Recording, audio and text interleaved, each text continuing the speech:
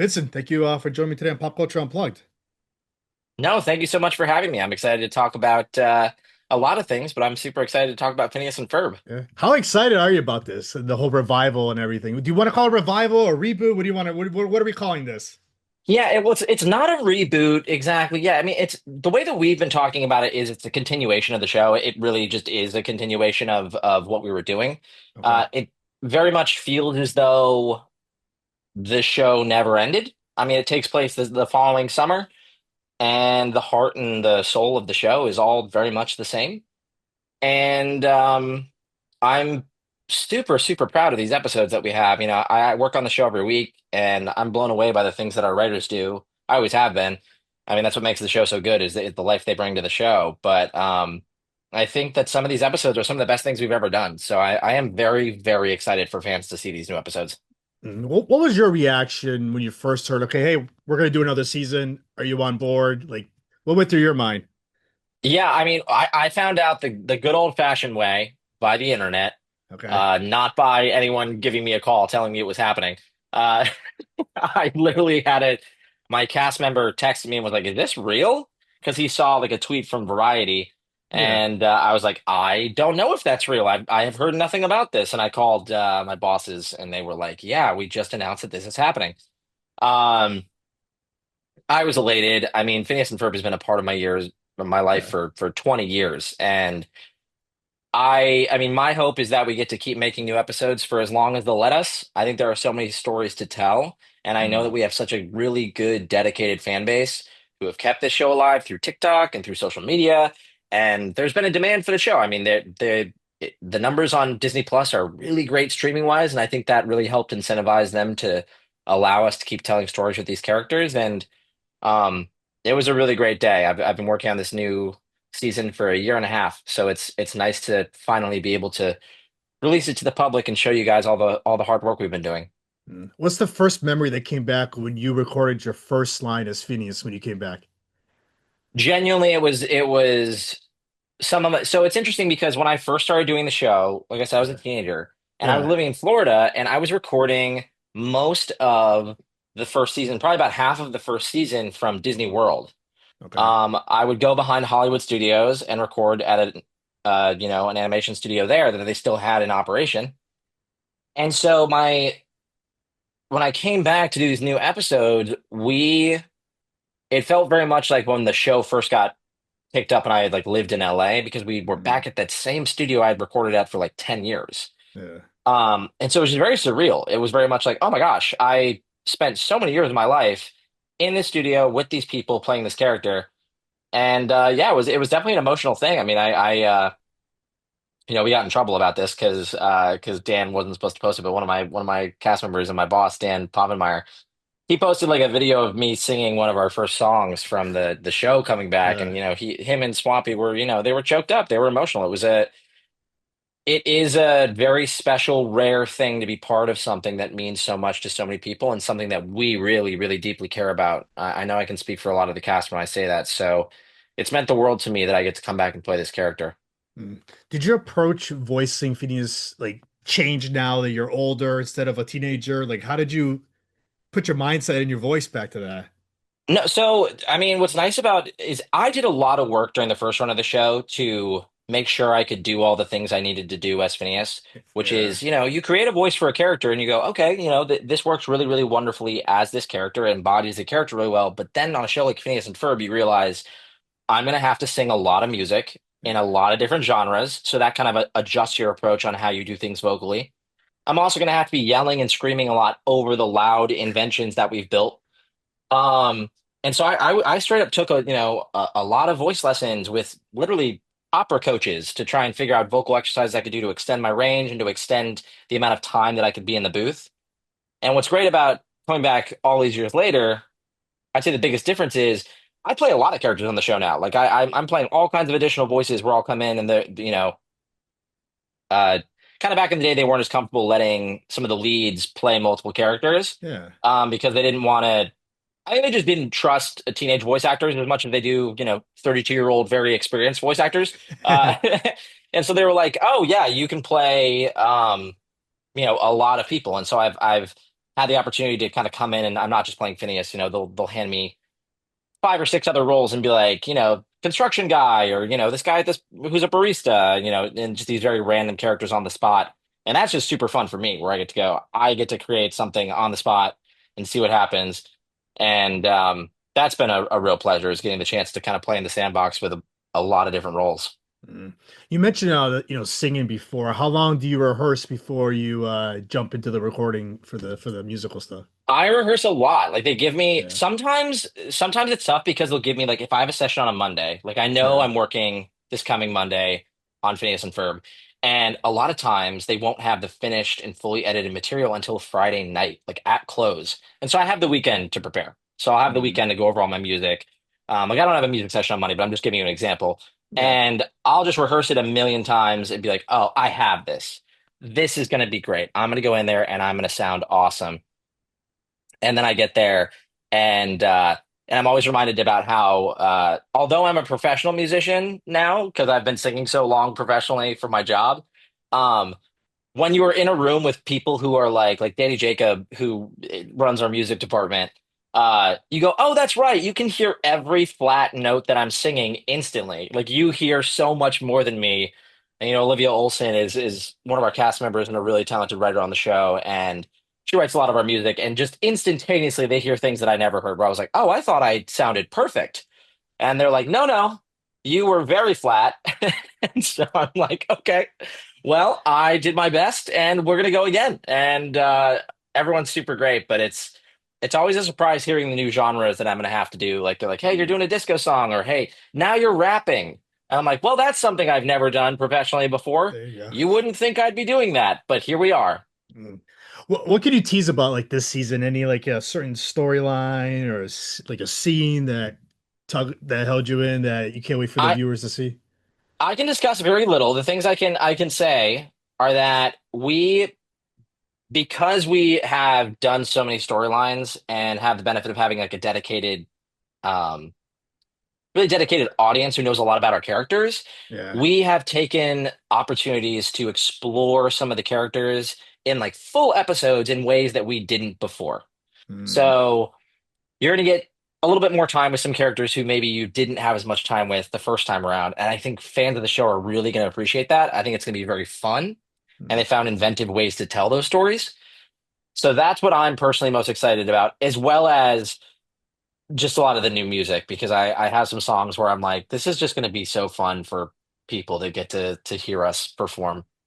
So I wrote down here, I didn't want to forget. So you're trying to tell me there's going to be episodes where Phineas's friends get their own episodes, maybe. Possibly, Yeah. possibly. That might be something I'm hinting at. It would never Yeah. be something I would confirm, but it could be them, it could be other characters in the universe, who knows? Mm. But we we spend time with a lot of these characters who are definitely fan favorite characters in different ways than we used to, and some of them are truly hilarious. Like I spend a lot of time in the writers' room now. I've been shadowing Dan and Swampy for the last year in the writers' room, and I'm just blown away by all these really new, incredible ideas that they're able to come up with for all of our characters. Mm. What's your favorite thing that Phineas and Ferb have created? Is it something in the past seasons or something new Yeah, coming up? it is my favorite thing that they ever did. And it's not exactly an invention, it's more of like an achievement. Is we have an episode really early on in the show that is a fan favorite episode that's called Dude, We're Getting the Band Back Together. And Okay. they get a band called Love Handle back together, which was like one of their parents' favorite bands, and they do it for their anniversary. Mm. And number one, I love the idea of being able to get a band who like hates each other back together. I just think that that's great. Like if Yeah. like somehow we're able to get Pink Floyd back together for like my parents' anniversary or something. Yeah. But I also love that episode because um it's like the first episode I believe that Candace is like working with the boys. She's like, Mm. actually, this is something like I'm not gonna try to bust you about this. Like I'm not gonna try to sell you out. Like I want to help you do this because it's for the betterment of our parents. And Yeah. so I think that's just a really sweet, like nice story. Mm. How many episodes are we expecting this season? How many, have you? We have 40 more episodes coming. Wow. I Wow. do not know how they're going to release them all. I don't know in what order. I know that we are told to say 40 episodes, not multiple seasons. I know Yeah. that that's what I'm allowed to say is that it is 40 episodes. I don't know if they're going to split them down the middle. I know that on June 5th they're going to be premiering, um, and then June 6th they're going to be premiering on both Disney Channel and Disney Plus. And it is not going to be they're not going to drop them all at once. I know that much. They are going to premiere the first episode, and then the following week on Disney Plus, they're going to drop a few more episodes, but it will not be a full season drop. I don't know beyond that how they're going to schedule it out. I mean, Yeah. I love weekly releases. I think that they're super fun, but I know with our first season on Phineas and Ferb, we premiered our pilot after High School Musical 2 came out, and it was like the biggest thing ever, like the most numbers that a new Disney Channel original show had ever had. Yeah. Thanks for the lead-in High School Musical 2. That really helped us. But then a couple months later in 2008, we did a thing called Phineas and February because it was a leap year. Yeah. And so every day of February, we premiered a new 11 minute. It was Wow. just a portion, we didn't premiere them all together. And that did gangbusters for the network. Like that was wonderful and people loved that. And that was before streaming. So that was just, Mm, an idea that they had. So I can't say for certain how they're going to release all the episodes, but I know that we are at least doing 40 more. And I really hope we do as many more after that as possible because this is that's this where is I was something leading that with that. that Yeah. fans love. Yeah. Yeah. Or maybe a And we movie. all want to do it.